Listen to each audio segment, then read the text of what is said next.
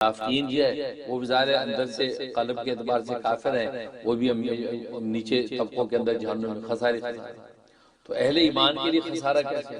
اہل ایمان کے لیے یوں خسارہ ہوگا کہ اہل ایمان وہاں جا کر حسرت اور افسوس کریں گے، کاش ہم نے جتنی عبادت کی تھی اللہ کی اس سے زیادہ کرتے۔ وہاں ان کو یہ حسرت ہوگی، اور وہ اس پر کہ دنیا میں ہم نے وقت ضائع کیا، ہم نے زیادہ عبادت نہیں کی، زیادہ اللہ تبارک و تعالیٰ کا ذکر و یاد میں مشغول نہیں رہے، اوقات ضائع کیے، وہ خسارہ اور نقصان ان کو یاد آئے گا۔ اس نسبت سے کہا کہ ان کے لیے بھی یہ یوم التغابن ہے، یعنی خسارے کا دن ہے کہ ان کو حسرت اور افسوس ہوگا، کاش ہم اور زیادہ اللہ کی عبادت کرتے۔ تو یہ چیز اس سے یہ یوم التغابن، اس سے یہ یوم اعظم ہے، جو سب سے بڑا دن ہے، سب سے بڑی ذات کی سب سے بڑی عدالت لگے گی کہ وہاں پر منافقین کے نفاق کا اور اہل ایمان کے ایمان کا جو ہے وہاں فیصلہ ہوگا، اور کفر اور کافر کے فیصلے کیے جائیں گے۔ یہ وہی جہاں تک ربط کا تعلق ہے، پہلی جو سورت منافقون جو ہے اس کے اندر منافقین کا ذکر ہے۔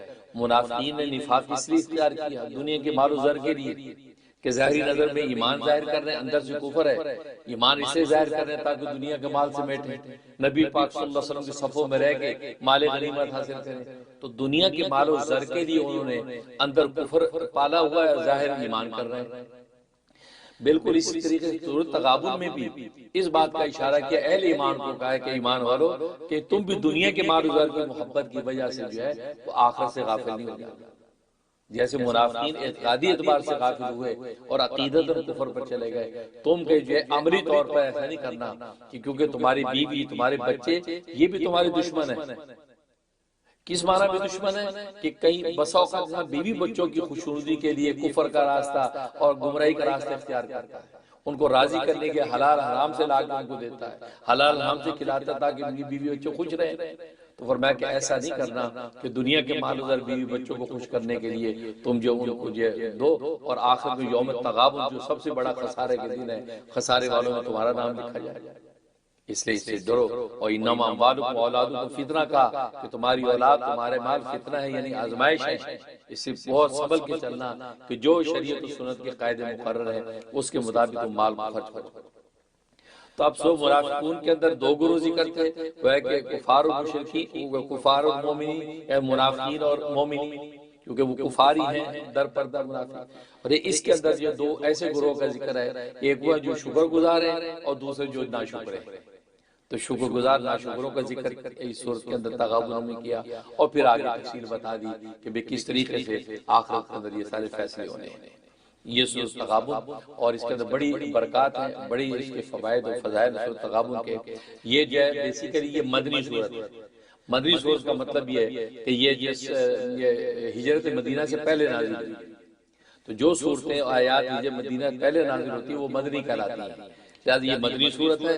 لیکن اس کے مضمون کا جو رنگ ہے وہ مکی صورتوں والا ہے، مکی صورتوں والا ہے، جس کے اندر آخرت کا خوف ڈرایا جاتا، بتلایا جاتا ہے، جیسے یوم التغابن قیامت کا خوف دلایا گیا، مال و زر کے فتنے سے جو وہ بچنے کی جو وہ تاکید کی گئی اہل ایمان کو۔ تو رنگ اس کے اوپر مکی کا ہے، لیکن یہ کہ ہے یہ مدنی صورت۔ 18 اس کی آیات ہیں، کوئی لمبی چوڑی صورت نہیں ہے، اور 2 رکوع، اور بڑی زبردست پر تاثیر یہ صورت ہے، اس کے اندر عجیب و غریب فوائد ہیں۔ جہاں تک پہلے فائدے کا تعلق ہے، ایک اس کا فائدہ یہ ہے کہ جس گھر کے اندر روزانہ 3 مرتبہ یہ سورت تلاوت کی جاتی رہے گی، وہاں مال اور خیر کی کمی نہیں ہوگی، مال و دولت میں برکت ہوگی اور خیر ہی خیر ہوگی۔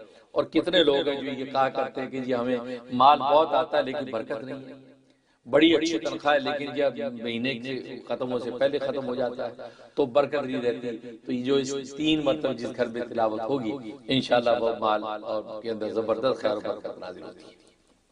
اور دوسرا فائدہ اس کا یہ ہے کہ اگر آپ اپنے گھر کے قیمتی سامان پر، سونا، چاندی، نقدی، زیور یا اور کوئی قیمتی سامان پر 7 مرتبہ پڑھ کے دم کر دیں، کوئی چور اس کے قریب ہی نہیں پھٹک سکتا۔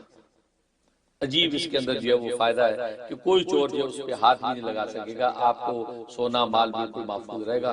اور عام طور پہ ہمارے گھروں میں ہوتا ہے، شادی بیاہ ہے، مہمان آئے میں گیدرنگ ہے، پتہ چلا کسی کے گندے غائب ہو گئے، کسی کی چوڑی غائب ہو گئی، کیوں لہٰذا اس وقت یہ پڑھ کے 7 مرتبہ گھر میں ہر چیز پہ دم کر دیں، انشاءاللہ کوئی مائی کا ہاتھ نہیں لگے گا، اس میں تاثیر۔ اور ایک اس کا فائدہ یہ ہے کہ کوئی ظالم جابر شخص ہے جس کا سامنا کرنے پہ آپ کو خطرہ ہے کہ اس کی شر سے نقصان پہنچے گا، تو آپ یہ 3 مرتبہ اس کی تلاوت کر کے اس کے سامنے چلے جائیں، انشاءاللہ وہ آپ کو الٹا بجائے اس کے نقصان پہنچائے گا، آپ کو نفع دے گا۔ ظالم کے ظلم کے ہاتھ بالکل بند جاتے ہیں، زبردست اس میں یہ فائدہ ہے۔ اور ایک فائدہ اس کا یہ ہے کہ اچانک موت سے انسان بچ جاتا ہے۔ روزانہ 1 مرتبہ کم سے کم یا 3 مرتبہ تلاوت کرنے والے پر اچانک موت طاری نہیں ہوتی، بعض حادثاتی موتیں آ جاتی ہیں، اچانک مرض ایسی آئی تو دیکھتے دیکھتے بندہ چلا گیا، نہیں اچانک موت نہیں آتی، ظاہر آثار ظاہر ہوں گے جس کی وجہ سے انسان کو توبہ کی توفیق ہوتی ہے، وصیتیں کرنے کی توفیق ہوتی ہے۔ اس لیے بیماری کی موت کو پسند کیا گیا ہے، کیونکہ بیماری میں انسان آخرت کی طرف متوجہ ہونا شروع ہو جاتا ہے۔ اچانک جو موت سے انسان محفوظ رہتا ہے، تو یہ اگر 3 مرتبہ روز پڑھ کے اپنے سارے گھر کے اہل خانہ بچوں پیاروں کے لیے دم کر دے، دعا کر لیا کرے، انشاءاللہ سب کو اللہ اچانک موت سے محفوظ رکھے گا۔ یہ اس کے اندر تاثیر۔ اور ایک فائدہ اس کا یہ ہے کہ بیمار ہے کوئی شخص، اگر بیماری بہت زیادہ ہے، کینسر کا مرض ہو گیا یا ایسی کوئی لا علاج بیماری اس کو لاحق ہو گئی ہے، تو 41 مرتبہ 41 ٹائم پڑھی جائے گی۔ اکیلا آدمی بھی پڑھ سکتا ہے، اکیلا پڑھ کے اس مریض کے بعد تلاوت کیا اور اس کے اوپر دم کر دے، یا اس مریض کے ارد گرد بیٹھ جائیں سب چند لوگ اور میں برابر حصہ تقسیم کر دیں، ٹھیک ہے نا۔ اب یہ چونکہ اس کو 41 مرتبہ پڑھنا ہے سورت کو، لہذا برابر تقسیم ہو جائے گی، ایک مرتبہ پڑھنا آئے گا، ٹھیک۔ اس طریقے سے وہ پڑھنے کے بعد وہ جو مریض کو اوپر دم کر دیں، پانی دم کر کے دے دیں کہ یہ مریض کو پلا کر دیں۔ ایسی زبردست اس کے اندر یہ فضیلت و قوت رکھی ہے کہ مریض جیسا بھی لا علاج ہوگا اللہ تبارک و تعالی جو ہے اس کو جو ہے شفا عطا فرما دیتا ہے۔ ایک فائدہ اس کا یہ ہے کہ آپ سفر پہ جا رہے ہیں تو 3 مرتبہ پڑھ کے اپنے مال و اسباب پہ دم کر لیں، اپنے آپ پہ دم کر لیں، انشاءاللہ سفر میں کوئی چور اچکا ڈاکو آپ کو نقصان نہیں پہنچا سکتا، اور آپ بالکل محفوظ اپنے مقام پر پہنچیں گے اور محفوظ اپنے نفع کے ساتھ واپس گھر لوٹیں گے۔ یہ سورۃ التغابن کا فائدہ ہے۔ اور باقی ویسے کہ جو شخص کثرت سے پڑھنے کے اس کا عادی ہو، اس کی دعائیں قبول ہونے لگیں گی۔ کثرت سے مراد ہے کہ کم سے کم 11 مرتبہ روز پڑھے، 11 مرتبہ روز پڑھنا شروع کر دے، اور 41 نہیں پڑھ سکتا 11 مرتبہ روز پڑھے اور پڑھ کے دعا کرے تو اللہ تبارک و تعالی اس کو اس مقام پہ پہنچا دے گی، اس کی دعائیں قبول ہونے لگیں گی۔ اور اس شخص کو یہ تاکید ہے کہ بددعا نہ کرے کسی کے لیے، اور بددعا کرنے میں یہ جلدی نہ کرے۔ آپ کو موذی ہے جس کے بددعا کرنی ہے، اچھی طرح سوچ سمجھ لے، جانچ پٹک لے کہ یار یہ واقعی مستقل بددعا ہے تو بددعا کرے گا، بددعا اس کی ذات ہے۔ بھائی دیکھو نبی کریم صلی اللہ علیہ وسلم کا زمانہ جب کوئی جو ہے وہ شیعہ سنی نہیں تھا، تو وہ زمانہ پھر آپ لے آئے تو پھر بھی کوئی شیعہ سنی نہیں ہوگا۔ ہم عہد کرتے وعدہ کرتے ہیں نبی والا زمانہ لے آئے دوبارہ تو کوئی شیعہ سنی نہیں ہوگا، اور یہ ہوگا وہ وقت آئے گا کہ زمانے میں نبی ہوگا جب ہے تو کوئی شیعہ سنی نہیں ہوگا۔ اچھا، کیونکہ یہ تو نصیحتی ہے نا، عیسیٰ علیہ السلام نے آنا ہے، اور عیسیٰ علیہ السلام نے نبی کریم صلی اللہ علیہ وسلم کا نائب بن کے یہاں پہ گویا کہ اشاعت دین اور دفاع اسلام کرنا ہے، تو ان کے زمانے میں شیعہ سنی ہوگا ہی نہ کوئی دیوبندی بریلوی ہوگا، سب ایک جو عیسیٰ علیہ السلام کے پرچم کے نیچے ہوں گے۔ تو زمانہ نبوت میں اگر یہ چیزیں نہیں تھیں اور وہ زمانہ نبوت کا نظارہ دوبارہ دہرا دیا گیا پھر بھی کچھ نہیں ہوگا۔ سبحان اللہ، سبحان اللہ۔ کیونکہ دیکھو جب آفتاب ہوتا ہے تو پھر تو کوئی جھگڑا ہی نہیں، ہر چیز روز روشن کی طرف واضح ہے۔ تو جھگڑا تو تب شروع ہوتا ہے جب روشنی نہیں ہوتی، آفتاب روشن نہیں ہوتا تو پھر انسان چراغوں سے لے کے کونے کونے میں چیزیں ڈھونڈتا ہے نا، کوئی کہتا مجھے مل گئی، کوئی کہتا نہیں ملی۔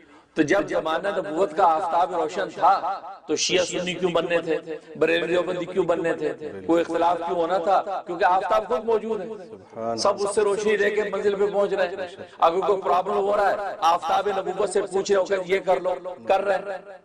لیکن اس کے باوجود بھی آفتاب نبوت کے ہوتے بھی صحابہ میں جب آپس میں نظریاتی اختلاف ہوا اور نبی نے اس کو ایکسپٹ کیا، صحابہ میں اختلاف ہوا اور 2 صحابہ کی جماعت ایک دفعہ بنی کہ جب نبی کریم صلی اللہ علیہ وسلم نے فرمایا کہ تم جب فلاں قبیلہ بنی ساعدہ میں جا کر عصر کی نماز پڑھو، یہ کہا۔ اب وہ جب لشکر چلا ہے تو نتیجہ کیا ہوا کہ وہ اتنا تیز رفتار نہیں چل سکا کہ عصر کی نماز کے راستے میں ہو گیا، پہنچ نہیں پائے، اب اختلاف ہو گیا۔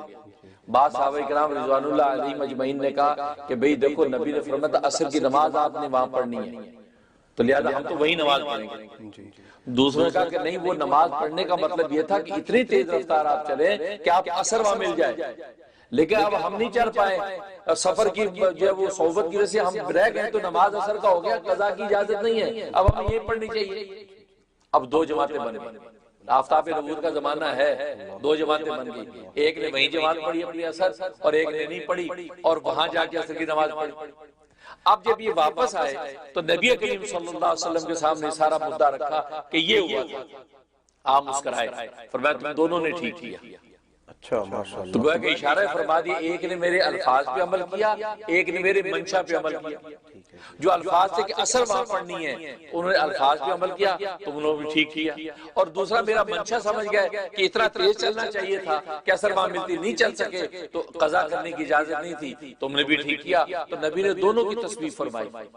اس سے پتہ چلتا ہے کہ دین پر عمل کرنے کی نیت سے، سچی نیت دین پہ عمل کی ہو، دین سے فرار کی نیت نہ ہو، تو اتباع دین کی نیت ہو، پھر آپ نظریاتی اختلاف کر کے کسی موقع پہ پہنچے تو نبی نے زندگی میں بتا دیا کہ یہ میرے لیے قابل قبول ہے۔ سبحان اللہ، بالکل واضح۔ لہذا بعد کے جتنے سلسلے بنے ہیں، مالکی ہے، حنفی ہے، شافعی ہے، حنبلی ہے، یہ تو دین کی اتباع کی نیت سے یہ سلسلے بنے ہیں، فرار من الدین کے لیے نہیں بنے، اتباع دین کے لیے بنے ہیں، اور نبی زندگی میں یہ سرٹیفکیٹ دے گئے ہیں کہ اتباع دین کی نیت سے جو ایسے اختلاف کرے گا وہ سارے کے سارے میری نظر میں صحیح ہیں۔ زبردست زبردست ماشاءاللہ۔ تو لہذا یہ کہنا کہ یہ دیوبندی بریلوی کہاں سے بن گئے، یہ تو ناسمجھی کی بات ہے۔ یہ تو میں نے کہا جیسے زمانہ دور ہوگا تو چیزیں سامنے آئیں گی، کیونکہ آفتاب نبوت ہے نہیں۔ اب ایک حدیث آئی، اسی سے دیکھ دوسری حدیث آ گئی، اب اختلاف کھڑا ہو گیا، کریں کیا؟ اب چھوٹی سی مثال ہے، ایک حدیث آئی کہ نبی کریم صلی اللہ علیہ وسلم کے بعد ایک شخص آیا کہ میں روزے کی حالت ہے کہ روزے کی حالت میں اپنی بیوی کو بوسہ دے سکتا ہوں؟ آپ نے فرمایا کہ نہیں، اجازت نہیں، منع کر دیا۔ دوسرا ایک شخص آیا، اس سے جب پوچھا آپ نے کہا اجازت ہے۔ اب دو الگ الگ حدیثیں آ گئی۔ اب جب حدیث آگے پہنچی، اب نبی کریم صلی اللہ علیہ وسلم کی ذات عالی تو ہے نہیں کہ آپ سے ویریفائی کر لیا جائے کہ کیا کریں، تو نبی کریم صلی اللہ علیہ وسلم موجود نہیں۔ اب مجتہد اجتہاد کر رہا ہے کہ یار کیا مطلب، تو نتیجہ یہ نکالتا ہے مجتہد اصل میں جس کو منع کیا تھا وہ جوان آدمی تھا، اور جوان آدمی اگر بیوی کا بوسہ لے گا ہو سکتا ہے کہ وہ جب فرتے جذبات کے اندر مزید آگے نہ بڑھ جائے اور اپنی عبادت حاصل کر بیٹھے، اور دوسرے جس کو اجازت دی وہ بوڑھا آدمی تھا اور بوڑھے سے ایسی توقع نہیں تھی، اس کو آپ نے بوسے کی اجازت دے دی۔ اس کا مطلب یہ ہوا کہ دیکھو اب نبی کریم صلی اللہ علیہ وسلم کے منشا کو فقہ نے وہ جو تطبیق کیا گیا، اس کا یہ مطلب، اس کا یہ مطلب، تو یہ ہوتا جیسے آپ کی ذات موجود نہیں ہے تو اختلاف ہونا فطری عمل ہے۔ اور پھر دوسری بات یہ ہے کہ نبی کریم صلی اللہ علیہ وسلم کے زمانے میں جو منصوص مسائل تھے، جو نبی کے یا قرآن سے نص قطعی سے چلے آ رہے ہیں، اس میں کسی کا اختلاف آج تک نہیں ہے۔ جی بالکل۔ نماز کے فرض ہونے میں کس کا اختلاف ہے؟ کیا امام ابو حنیفہ کہتے ہیں نماز فرض ہے، امام شافعی کہتے ہیں سنت ہے؟ کچھ بھی نہیں، سارے کہتے ہیں فرض ہے نماز۔ روزے میں کس کا اختلاف ہے؟ کسی کا، تو نصوص قطعیہ میں کوئی اختلاف نہیں۔ ہاں وہ مسائل جو نبی کریم صلی اللہ علیہ وسلم سے منقول نہیں ہے، منصوص نہیں ہے، اور آگے زمانے کے تمدن سے پیدا ہو گئے، اب کیا کریں؟ اب ہوائی جہاز پہ نماز کا مسئلہ آج کھڑا ہو گیا، اب کیا کریں؟ نبی کے زمانے میں تو ہوائی جہاز کا تصور نہیں ہے، اب ہوائی جہاز پہ نماز ہوتی ہے کہ نہیں، کیا کریں؟ اب وہ فقہ جو ہے اس مسئلے کو لے کے نبی کریم صلی اللہ علیہ وسلم کی احادیث ہیں، قرآن کی آیات ہیں، صحابہ کی اجماع ہیں، ان میں سے استنباط کرتے ہیں، قیاس شرعی کرتے ہیں، اور کرنے کے بعد پھر ایک مسئلہ نکالتے ہیں کہ یار اس کا حل یہ ہے۔ اور یہی تو کمال ہے اسلام کا، اسلام ایک زندہ مذہب ہے۔ دوسرے مذہب مر چکے ہیں، وہ زندہ نہیں ہیں، ان کے لیے جب کوئی مسئلہ کھڑا ہو جائے تو ان کے پاس کوئی حل نہیں ہے۔ یہ چھوٹی سی مثال ہے، عیسائیت کے اندر جو ہے وہ پادری جو ہے وہ شادی نہیں کر سکتا، بشپ شادی نہیں کر سکتا، پوپ شادی نہیں کر سکتا، ڈیووٹی ٹو گاڈ جو ننز ہیں وہ شادی نہیں کر سکتی۔ لیکن آج کی اس دنیا کے اندر جہاں برائی صبح شام نظر آتی ہے، ہر وقت آپ کے ہاتھ میں یہ سمارٹ فون کی شکل میں برائی ہر وقت ساتھ ہے، جذبات بھڑک رہے ہیں، کیا کریں؟ ان کے پاس کوئی حل نہیں ہے، وہ کہتے نہیں شادی پھر بھی نہیں کر سکتے۔ یہ ہے کہ آپ دیکھتے ہیں کہ دوسرے راستوں سے فساد میں مبتلا ہو رہے ہیں لوگ، لیکن اسلام زندہ مذہب ہے، جیسے کوئی ایسا مسئلہ پیش آتا ہے اسلام اس کا حل نکالتا ہے۔ حل نکالتا ہے اور بتاتا ہے کہ ہاں تمہیں یہ کرنے کی اجازت ہے، یہ کرنے کی اجازت ہے، یہ کرنے کی اجازت ہے۔ تو نتیجہ یہ کہ اسلام جو ہے وہ تمدن کے ساتھ ساتھ، زمانے کے ساتھ ساتھ ہر چیز کا حل پیش کرتا ہے۔ تو منصوص مسائل میں تو کسی کا اختلاف ہوتا ہی نہیں، غیر منصوص جو مسائل ہوتے ہیں جو صراحتاً قرآن و حدیث میں موجود نہیں ہوتے، اس کا حل نکالتے ہیں۔ جیسے دودھ کے اندر مکھن ہوتا ہے، دودھ میں لسی ہوتی ہے، لیکن دودھ کے اندر مکھن لسی کو وہی نکالے گا جو اس کا ماہر ہوگا، جو بلونا جانتا ہوگا اس کو جب بلوئے گا تو مکھن بھی نکلے گا، لسی بھی نکلے گی۔ تو بالکل اسی طریقے سے یہ فقہاء اربعہ جو امام ابو حنیفہ، امام مالک، امام شافعی، امام احمد بن حنبل، یہ وہ فقہاء ہیں کہ جو پھر اس میں سے قرآن سنت کے دودھ میں سے یہ نکالتے ہیں لسی اور مکھن، اور مکھن نکال کے امت کے سامنے پیش کر دیتے ہیں اور امت کے سارے مسائل حل ہو جاتے ہیں۔ ورنہ کوئی بھی جواب دے دے کہ جی نبی پاک صلی اللہ علیہ وسلم کی قرآن حدیث پہ آپ کو اعتماد ہے تو ثابت کر دے کہ بھینس کا گوشت کھانا حلال ہے کہ حرام ہے، بھینس کا دودھ حلال ہے کہ حرام ہے، چنے کی دال کھانا حلال ہے کہ حرام ہے، یہ چائے صبح شام پیتے ہیں یہ حلال ہے حرام ہے، قرآن اور حدیث سے دکھائے۔ کوئی مائی کا حلال نہیں دکھا سکتا۔ یہ تو فقہاء کا کمال ہے کہ زمانے کے ساتھ ساتھ اس پہ قیاس شرعی اور استنباط کر کے انہوں نے مسائل کا حل پیش کیا۔ تو لہٰذا یہ بات کہنا کہ چونکہ اس میں کوئی نہیں تھا اور آج سچے مسلمان نہیں ہیں، یہ تو بڑی احمقانہ بات ہے۔ اس کا مطلب خدا نخواستہ نبی کریم صلی اللہ علیہ وسلم کل روز قیامت میں جو اپنی امت کی کثرت پر فخر کریں گے تو کیا وہ صرف 1,24,000 صحابہ ہی ہوں گے؟ یا بس 1,24,000 صحابہ ہی ہوں گے تو 1,24,000 تو کوئی بڑی تعداد ہی نہیں، جبکہ موسیٰ علیہ السلام جیسے پیغمبر کثرت تعداد واقع معراج میں دیکھ کے حیران ہو گئے تھے کہ یہ نوجوان کتنا آگے نکل گیا، اتنی امت، تو وہ قیامت تک آنے والے لوگ ہوں گے نا، تو کیسے کثرت بنے گی؟ تو آپ تو پھر اس کا مطلب صحابہ تک دین کو محدود کر دیا، باقی سارے کے سارے کہ آپ کہہ رہے کوئی سچا مسلمان ہی نہیں ہے۔ بھائی سارے سچے مسلمان ہیں، آپ کی نگاہ لگتا سچی نہیں ہے تبھی آپ کو کوئی سچا نظر نہیں آتا۔ چشمہ جس رنگ کا پہنو اسی رنگ کا نظر آتا ہے، ٹھیک ہے نا؟ تو چشمہ محبت کا پہنو گے تو نبی کی امت ساری امت نظر آئے گی، اور عداوت کا پہنو گے تو پھر آپ کو کوئی مسلمان نظر نہیں آئے گا سچا، اس لیے کہ آپ کی اپنے چشمہ جو نگاہ وہ سچی نہیں ہے تو تبھی سارے جھوٹے نظر آتے ہیں۔ اسی طریقے روحانی سلسلہ وہ تو شریعت کی بات تھی، اب طریقت کا معاملہ تزکیہ وہ یزکیم نبی کریم صلی اللہ علیہ وسلم کا وظیفہ ہے۔ تو تزکیہ نفس کے حوالے سے اب زمانے کے اندر ساتھ ساتھ جیسے جیسے مسائل پیدا ہوتے چلے گئے تو وہ جو مشائخ سلسلہ اس کے تجویز کرتے رہے علاج، اس کی تربیت کے طریقہ کار نکالتے رہے، وہ سب اتباع شریعت کے لیے، وہ تزکیہ نفس کے لیے، وہ نفس کی آزاد کرنے کے لیے نہیں بلکہ نفس کو پاک کرنے کے لیے وہ نئے نئے طریقے نکال رہے ہیں، کیونکہ نیت پر فیصلہ ہو رہا ہے اور نیت یہی ہے کہ وہ تزکیہ نفس کے ذریعے سے اللہ کو پانا چاہتا ہے۔ لہذا سلسلے بن گئے، اور پھر سلسلوں کے نام جو ہے، نام بننے سے آپ کو اجنبیت فیل ہو رہی ہے، سلسلہ چشتیہ بن گیا، قادریہ بن گیا، سلسلہ جو ہے وہ نقشبندیہ بن گیا، سہروردیہ بن گیا، شاذلیہ بن گیا، یا حنفی بن گئے، شافعی بن گئے، مالکی بن گئے۔ بھائی یہ سارا کا سارا اس وقت نبی کریم صلی اللہ علیہ وسلم کے زمانے میں موجود ہے، آپ کے صحابہ کی زندگی میں موجود تھا، ہاں اب اس کو کر کے مدمر کر دیا ہے۔